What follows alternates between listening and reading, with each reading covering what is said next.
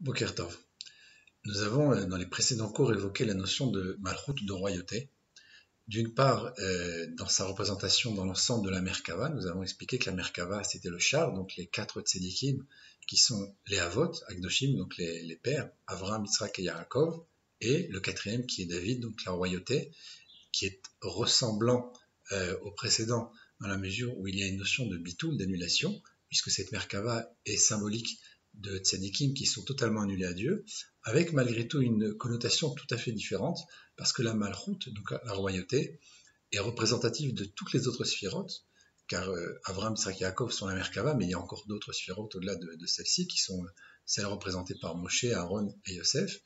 Et donc c'est tous ces sphirotes, les 6 sphirotes, donc, qui sont les 3 axes des Avot, Abraham, Yitzhak et Yaakov, et dans l'ensemble donc, du Chesed, Gvura et Tiferet, donc la bonté, la sévérité, c'est comme ça qu'on traduit, enfin la sévérité, donc la Gvura, et le Tiferet, donc l'harmonie, sont représentés dans la Malchut, et elle-même fait repasser cela au monde qui suit, comme on a expliqué précédemment, Malchutra, Malchut Kol Olamim, ta royauté, la royauté de tous les mondes. C'est-à-dire que si on se penche sur les mondes, qui sont encore une fois des mondes spirituels, et dans la représentation, il y a une notion donc de malchut, de royauté, qui est le niveau le plus bas, si on peut dire, dans les sphirotes, et qui correspond ensuite au niveau du keter, donc de la couronne, dans le monde inférieur à celui qu'on est en train d'observer. Donc cette royauté, cette malchut, correspond donc au niveau le plus bas, on l'a dit, et malgré tout, de façon paradoxale, c'est la puissance la plus importante, puisque la royauté est la source et la base de toute vie, de toute sphira, de tout élément dans le monde. Alors on avait donné l'exemple avec la paradouma, en rapportant ça à la terre, donc qui est l'élément mort qui donne la vie à toute l'humanité. On avait parlé de la femme qui est prête, que Dieu préserve, à donner sa vie en donnant naissance. Donc cette naissance, cette vie qui se prolonge passe par une notion de mort réelle que Dieu préserve ou relative. Et puis on avait parlé du Shabbat exactement de la même façon, qui est le jour qui est le point culminant de la semaine. Tous les jours vont au Shabbat et le Shabbat lui-même va illuminer tous les jours qui vont le suivre. Alors cette notion de royauté, donc on le voit, est une notion centrale, est une sphère centrale qui est en elle-même neutre, qui est en elle-même morte pour elle-même, mais qui donne la vie pour tous les autres. Alors pourquoi est-ce qu'on rappelle tout cela? Parce qu'aujourd'hui on voudrait évoquer la notion donc d'un 5e élément, puisqu'on a parlé ici de 4 éléments qui sont le Yud Ke Vav Ke, donc les 4 lettres du nom de Dieu. Le Yud correspond à Avram, c'est le premier point, la Chorma, cette Nekuda première, donc qui va donner naissance à tout ce qui va suivre. Puis on a le He, la 2e lettre, donc qui est comme un carré, qui est ici à la fois en largeur et en hauteur, représentatif donc de quelque chose qui va s'étendre, qui va se développer. Et puis on a ensuite le Vav, donc cette lettre qui correspond cette fois-ci, donc le He correspond à Yitzhak, le Vav correspond à Yaakov, et ce Vav symbolise le corps de la même façon que le côté droit, le bras droit c'est le Chesed, le bras gauche c'est la Gvura. Ces deux membres se rejoignent donc au niveau du corps, au niveau du tronc, et ce tronc c'est Yaakov parce que la tête est ici représentée, les jambes, les bras, etc. Tout le corps ici se retrouve à l'intérieur de ce tronc, et ce tronc c'est cette lettre Vav, cette lettre assez longue qui va du haut vers le bas, et cette lettre donc c'est Yaakov, Yaakov c'est Israël, c'est le point central. Et donc tout cela pour arriver à quoi? À la Malchut, qui est le niveau le plus bas, donc ce qui correspond en fait, on va dire, de façon symbolique à la terre, donc au niveau de, même au-dessous des pieds, donc la partie la plus basse, et cette Malchut-là, cette royauté-là, va devenir, on l'a dit, donc le Keter pour le monde qui suit. Mais au-delà de ça, on a ici une notion d'âme. Donc les âmes dans la Torah, dans la Kabbalah, sont au nombre de 5. Pourquoi on dit les âmes? Parce que l'âme du juif est complexe. Elle n'est pas unique, elle n'est pas simplement une partie, une entité seule et simple, et c'est une complexité de 5 niveaux. Alors ces 5 niveaux ont des noms différents, les traduire ne serait pas très utile dans la mesure où les traductions sont quasiment impossibles, mais les noms sont les suivants, c'est le Nefesh, Ruach, Neshama, Chaya, Veyechida. Alors ces 5 degrés de l'âme correspondent en fait chacun à un élément qu'on vient d'évoquer précédemment, qui sont donc les lettres du Yud Ke Vav Ke. Alors le niveau du Nefesh, donc le niveau le plus bas, si on peut dire que chacun de nous a, ce Nefesh, donc cette âme de vie, qui correspond en général est analysée comme correspondant à l'action, est à l'image de la lettre E, donc la lettre E Acharona, la dernière donc dans le nom de Yud Ke Vav Ke, donc la dernière du nom de Dieu, qui est donc la partie la plus basse, et symbolique donc de cette royauté. Alors ensuite, on a la lettre Vav, donc qui correspond à Yaakov, on l'a dit, donc ça correspond cette fois-ci au niveau de l'âme au Ruach.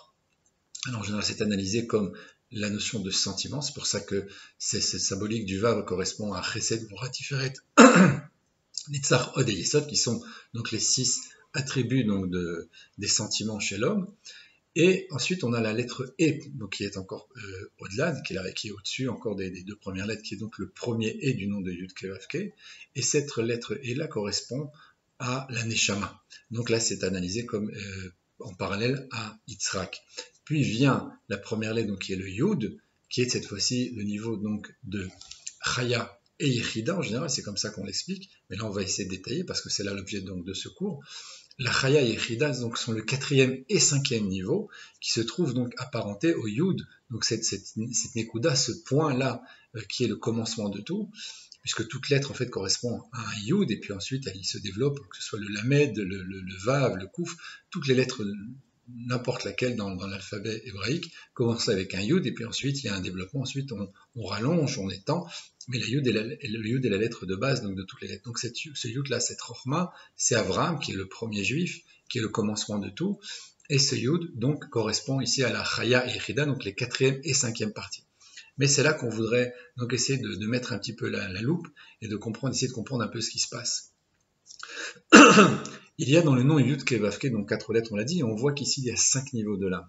Alors qu'est-ce qui se passe? Alors en vérité, si on regarde bien, le niveau de Yechida, donc le niveau le plus haut, donc qui correspond à l'unité même totale donc, de toutes ces âmes-là, de Kassak niveau d'âme, se trouve en fait dans ce qu'on appelle le Kotso Shel Yud. C'est le petit point qui se trouve au-dessus de la lettre Yud elle-même et qui est apparenté en général à Keter et qu'on ramène ça le plus souvent à Adam Rishon qui est à l'origine de tout.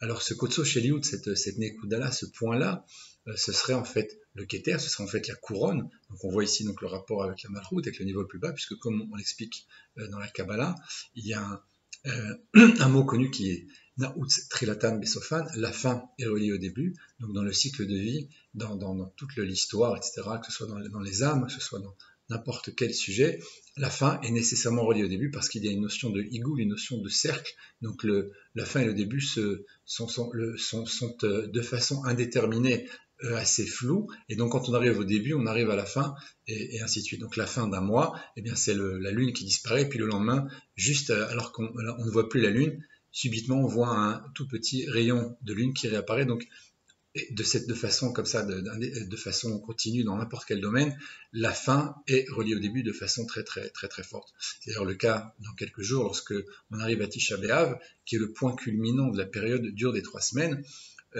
On voit très bien que dans la Gemara, il y a une Agada là-bas, une histoire qui nous raconte qu'au moment où le temple a été détruit, on nous dit Nolad Moshiach Shel Israël, le Mashiach est né, à cet instant même où le temple a été détruit. Ce qui signifie que lorsqu'on arrive au moment les plus sombres, au niveau les plus bas, à ce moment-là, il y a une possibilité, pas seulement une possibilité, il y a une réalité qui est un redémarrage, qui est un nouveau début encore plus puissant que le précédent, et même si on a touché le fond, si on peut dire, alors on est à ce moment-là dans une situation de possibilité de rebondir et de repartir parce que cette fin-là, ce fond-là, correspond en fait à un niveau premier de quelque chose qui va suivre l'événement ou la situation noire ou tragique, que Dieu préserve, que quelqu'un a pu connaître.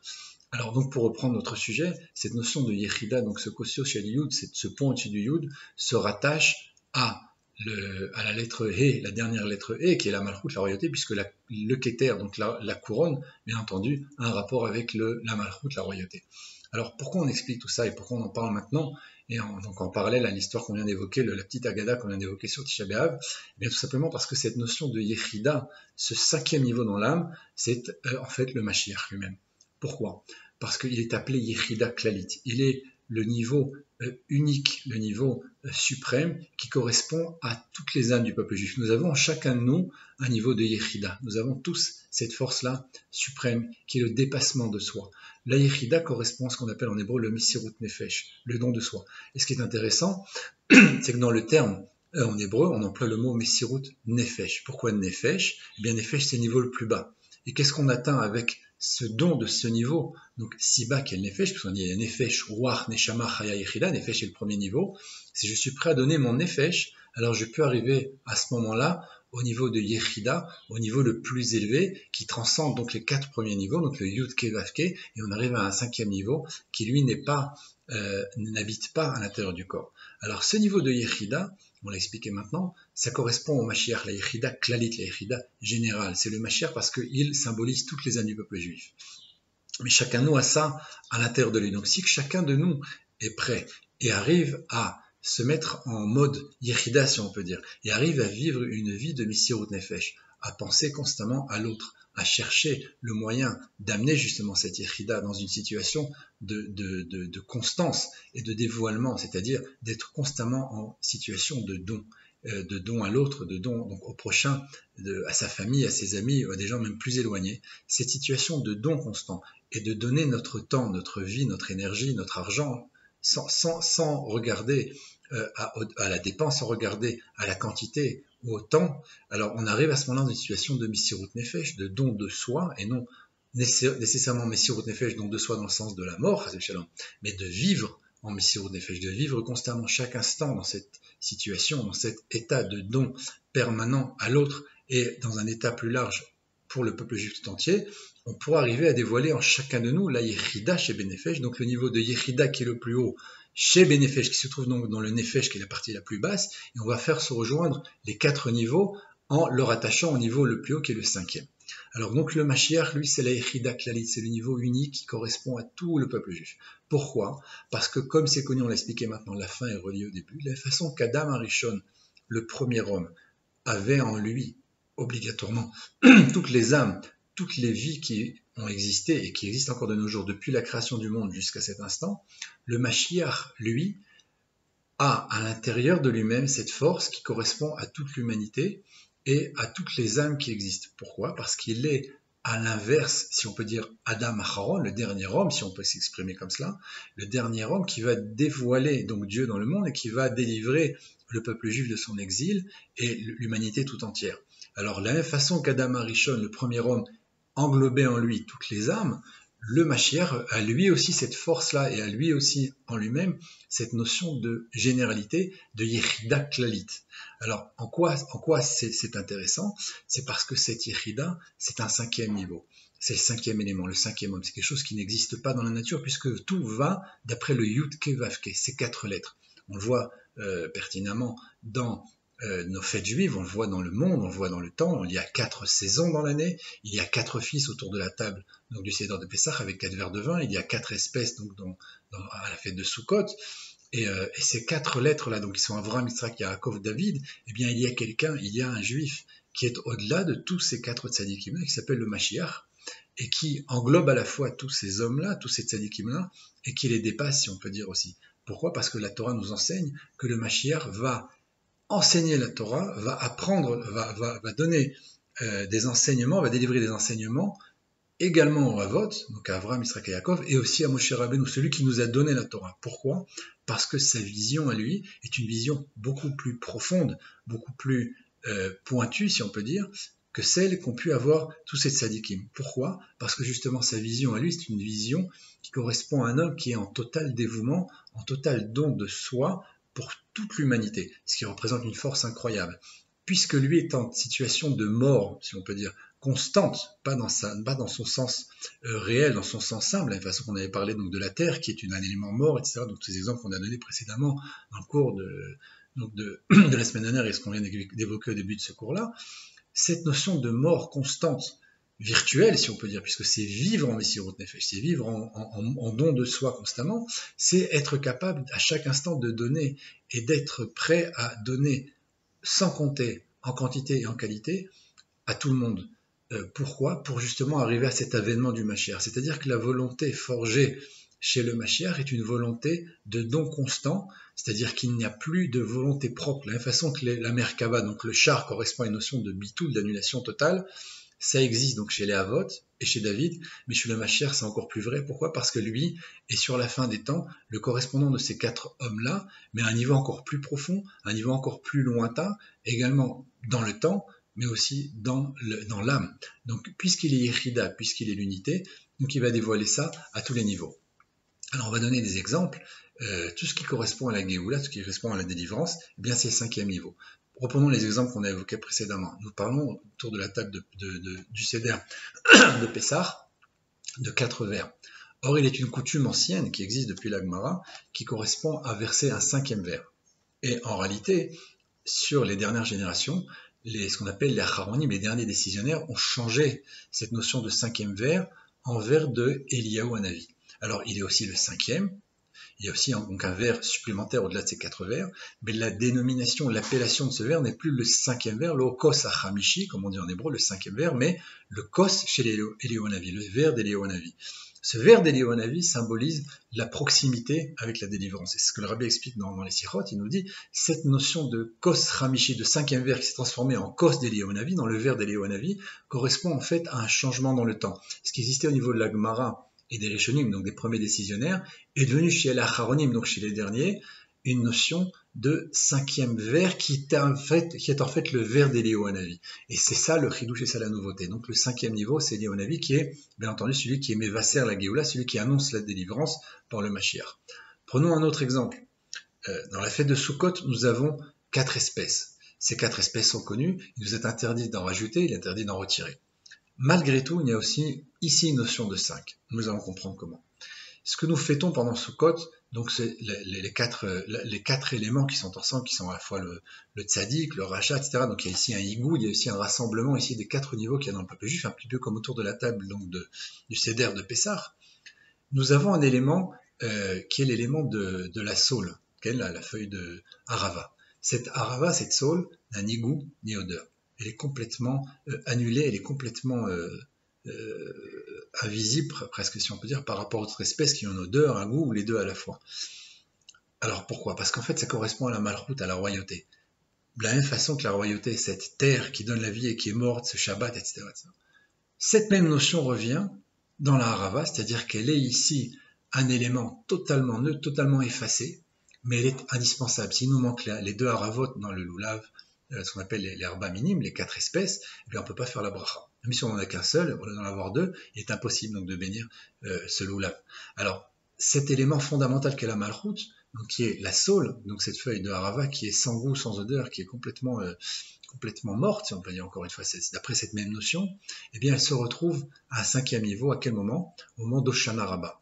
À Hoshana Rabbah, vous savez qu'il y a ce qu'on appelle la coutume la minag anevim, la coutume des prophètes, de prendre justement 5 feuilles de saule, 5 feuilles de harava, et de les frapper 5 fois à terre, parce qu'il y a ce qu'on appelle dans le monde 5 vurot, comme la façon que nous avons 5 doigts, il y a 5 vurot. Eh bien, en faisant cela, on rejoint Hoshana Rabbah, donc qui est la dernière fête, juste avant, donc Simchat Torah, qui est en fait une autre fête, qui est le nom de la Torah. On rejoint avec ça donc la Rosh Hashanah, qui est tout le début, donc le commencement de l'année, qui comprend en lui-même absolument tout. Donc Rosh Hashanah, c'est le Keter, d'accord, donc c'est la couronne. Ce point qui existe à Rosh Hashanah, ce qu'on appelle Bakessé, Yom Chagim, ce qui est caché donc, dans ce premier jour-là, va se dévoiler à la fin Rosh Hashanah Rabbah avec ces 5 feuilles donc de sol que nous allons frapper 5 fois au sol. Donc on voit très bien que ce 4 qui existe pendant toute la fête de Sukkot va se dévoiler donc de Rosh Hashanah en passant par les Yom Kippour et la fête de Sukkot à Hoshana Rabbah qui va dévoiler donc ce 5e niveau. Donc on retrouve encore ça ici. De façon même anatomique, nous avons 4 doigts qui sont identiques puisqu'ils sont dans le même sens, et puis on en a un 5e qui est le pouce, qui est totalement différent des autres, tout en leur ressemblant. La même façon que le Mashiach est un juif, est un tzaddik, la même façon que Adam était quelque chose d'un peu plus large que donc le peuple juif, puisqu'il correspond à l'humanité, mais on va dire pour Abraham, pour David, nous avons ici des tzaddikim, mais ça correspond ici à nos 4 doigts, donc la Merkava, et le pouce, donc qui est un élément 5e, qui à la fois renferme et sert à chaque fois, donc tous les 4 autres doigts, est ressemblant, puisque c'est un doigt lui aussi, mais il est totalement différent dans sa forme, dans sa morphologie. Donc au niveau même de l'anatomie humaine, on voit que ce 5e degré, ce 5e niveau est ressemblant et différent, et il transcende donc tous les autres. Donc il y a ici des exemples assez importants dans leur détail et dans leur diversité. Nous n'allons pas rentrer maintenant ici dans chacun d'eux, mais on comprend très bien qu'il se passe ici quelque chose donc qui dépasse la logique, qui dépasse l'ordre normal. Et ce 5e niveau, la façon que on l'a vu ici pour les fêtes, existe de façon générale pour tous les sujets qu'on pourrait évoquer. Alors, le Mashiach, c'est la même chose. Le Mashiach est le 5e homme. C'est cet homme qui correspond à la fois aux 4 précédents, mais qui les dépasse. Il est comme eux, mais il leur enseigne la Torah. Il est lui aussi un tzaddik, mais avec un Messirut Nefesh, donc un don de soi qui transcende donc tous les autres niveaux, de la même façon qu'on l'a expliqué, donc il y a Messirut, donc il y a un don du Nefesh, donc du niveau le plus bas, pour atteindre la Yechida, donc qui est le niveau le plus haut. Et c'est donc là l'avènement d'un homme qui va dévoiler chez chacun de nous, si nous faisons tous l'effort donc de dévoiler cette Yechida, eh bien si on arrive chacun de nous à une Géoula, à une délivrance qu'on appelle pratit, donc particulière, nous allons pouvoir amener une Géoula klalit, une délivrance qui est plus générale, et c'est en cette période des 3 semaines un moment encore plus propice. Alors pourquoi? Parce qu'en général, et c'est ce qui est l'exception donc au niveau donc de ce qu'on explique dans la halakha, c'est une période très dure. Non pas que maintenant on est en train de dire que ce n'est pas le cas, c'est effectivement une période très dure. La destruction des 2 temples, c'est une période de Gvura, c'est une période qui est difficile. Il y a ici le jeûne du 17 Tammuz jusqu'à celui du 9 Av, et puis toutes ces périodes où on n'écoute pas de musique, on se marie pas, etc. Tous ces interdits sont liés à une période de deuil, une période très très noire dans l'histoire du peuple juif pour toutes les générations. Mais il se trouve qu'en même temps, dans cette période qui est tellement noire, il y a en potentiel, donc on atteint ce fond-là, de la même façon que la lune qui disparaît va réapparaître, de la même façon qu'on a dit que quand on arrive au niveau le plus bas et on est prêt à donner ce nefesh, donc on arrive à la Yechida, nous avons ici, dans ces 3 semaines, une période qui est en vérité très propice à la délivrance. Et ça, on le voit au point culminant donc, du 9 Av, ce jour même qui est le jour le plus noir, c'est un jour où on ne dit pas Tachanun. On ne fait pas le Tachanun. Pourquoi? Parce que cette halakha, en fait, est basée sur le futur. De la même façon que ce jour sera un très grand Yom Tov, aujourd'hui, déjà, on ne fait pas le Tachanun. On n'a pas donc de Tachanunim pendant la prière, et on se serait attendu au contraire à avoir des Tachanunim encore plus importants. Or, c'est pas le cas. Pourquoi? Parce qu'on a dit donc que cette halakha est basée sur le futur, mais ce futur est un futur présent. C'est-à-dire que si on est dans le 9 Av, le jour du 9 Av, on est déjà dans une situation de probabilité tellement forte de la venue du Mashiach que ce même jour, nous ne disons pas donc le Tachanun et il n'y a pas donc de mortification. Alors c'est assez incroyable, c'est assez étonnant, mais en réalité, c'est là qu'est contenu donc, dans ce point qui est le summum donc de la noirceur, si on peut dire, dans la période de l'année, est contenue cette notion de délivrance. Et la délivrance, donc Bezrat Hashem, est très proche, et en espérant que jusqu'au Tisha B'Av, bien avant même déjà aujourd'hui, nous fêterons donc dans le Beth Amikdash la Géoula avec le Mashiach. Amen, Kenny Ratson. Kol Tov.